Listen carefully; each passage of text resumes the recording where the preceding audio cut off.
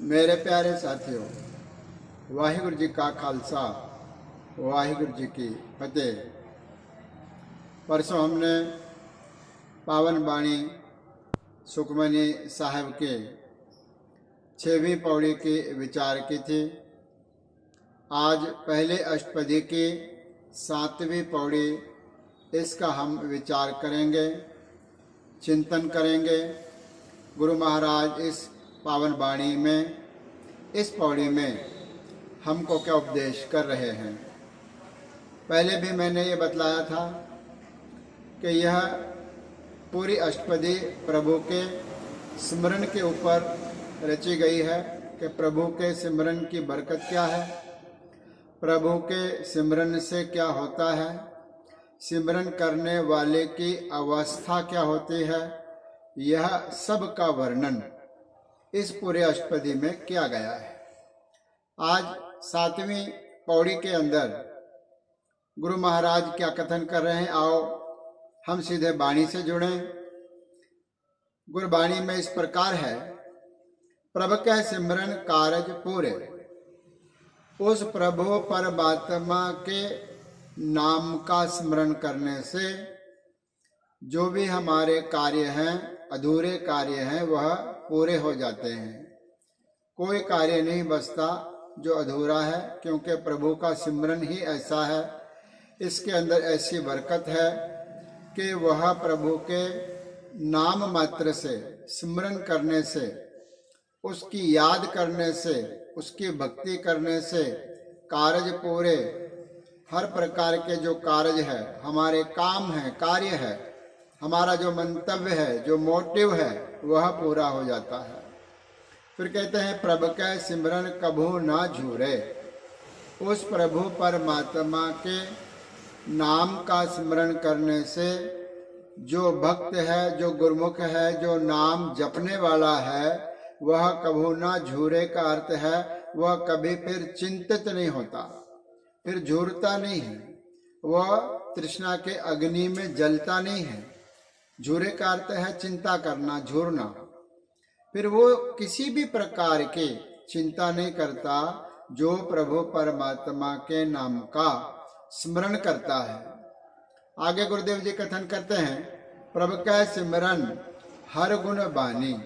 उस प्रभु परमात्मा के नाम का सिमरन करने से हर गुण बानी, हरि परमात्मा के गुणों से भरपूर जो वाणी है, उसका सिमरन होने लगता है। वह वाणी हमें प्रकाश देने लगती है। हर गुण वाणी का अर्थ है जिस नाम में, वाणी में हरि के गुण समाये हुए हैं, ऐसी हर गुण वाणी, ऐसी वाणी का प्रताप और उसका प्रकाश और उसकी जो बरकत है, वह हम पर प्रकाशित होती है यदि हम प्रभु परमात्मा के नाम का स्मरण करें।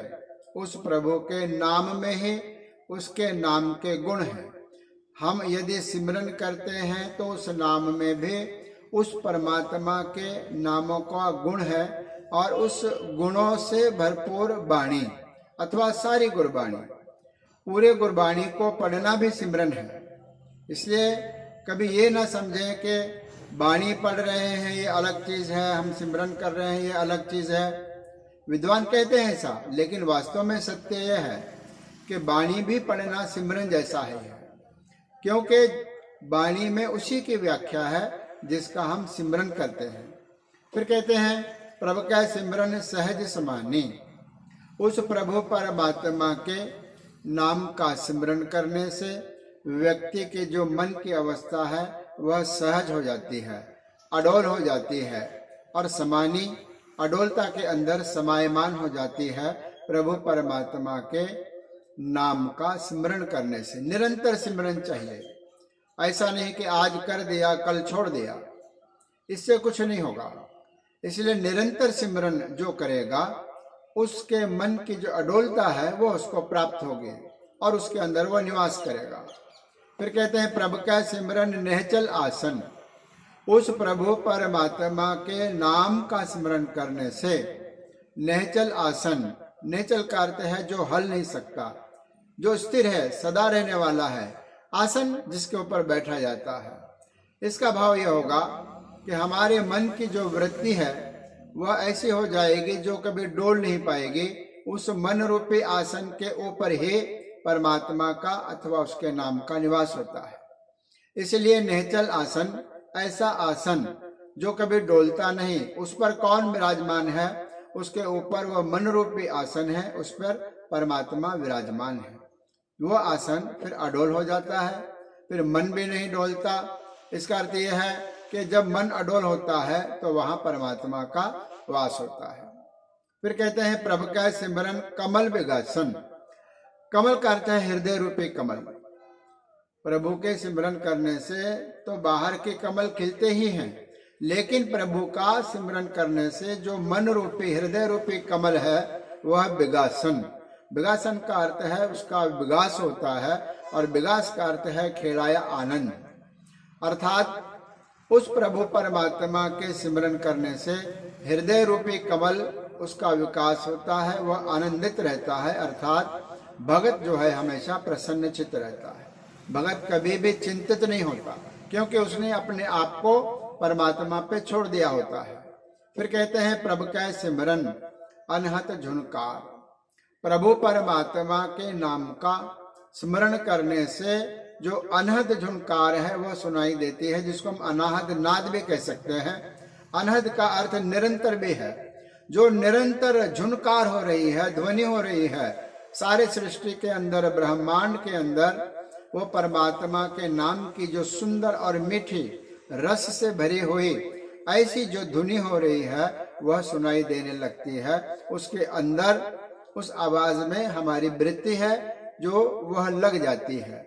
इसलिए प्रभु परमात्मा के नाम का स्मरण करने से ही अनहद का जो है प्राप्ति होती है। फिर कहते हैं सुख प्रभ सिमरन का अंत न पार। फिर अनाहद नाद की जो धुनी जो रसीली है, मीठी है, सुंदर है और कर्ण प्रिय है, सुनने में प्रिय लगती, उसको सुनने के बाद सुख, बहुत प्रकार का सुख मिलता है। प्रभ सिमरन का, प्रभु के सिमरन करने से जो सुख मिलता है उसका अंत न पार, उसका किसी प्रकार से पारावार नहीं होता। वो ऐसा सुख है जिसका कभी अंत नहीं होता, अर्थात हमें सदैव सुख की प्राप्ति होती है। फिर कहते हैं सिमरे से जन जिनको प्रभु मया। पर प्रभु का नाम कौन सिमरन करेगा? जिसके ऊपर प्रभु परमात्मा की कृपा होगी। मया का अर्थ कृपा है। फिर कहते हैं नानक तिन जन शरणी पया। गुरु महाराज कहते हैं कि ऐसा कोई जन है जो 8 पहर प्रभु के नाम का स्मरण करता है, उसके जन उस ऐसे सेवक के शरणी पया, मैं शरण में चला जाऊं।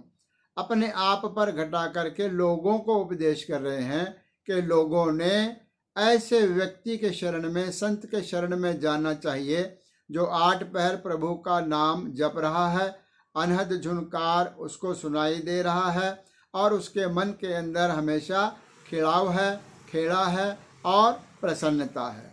यहाँ पर 7वीं पौड़ी की विचार समाप्त होती है। 8वीं पौड़ी के विचार आने वाले समय में परसों हम करेंगे। यह सुखमनी साहब का अर्थ विचार निरंतर चलेगा, बहुत लंबा चलेगा।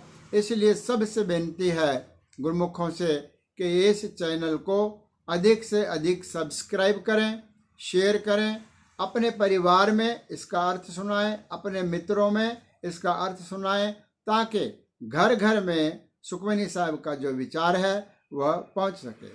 आज इतना ही। धन्यवाद। गुरु रखा।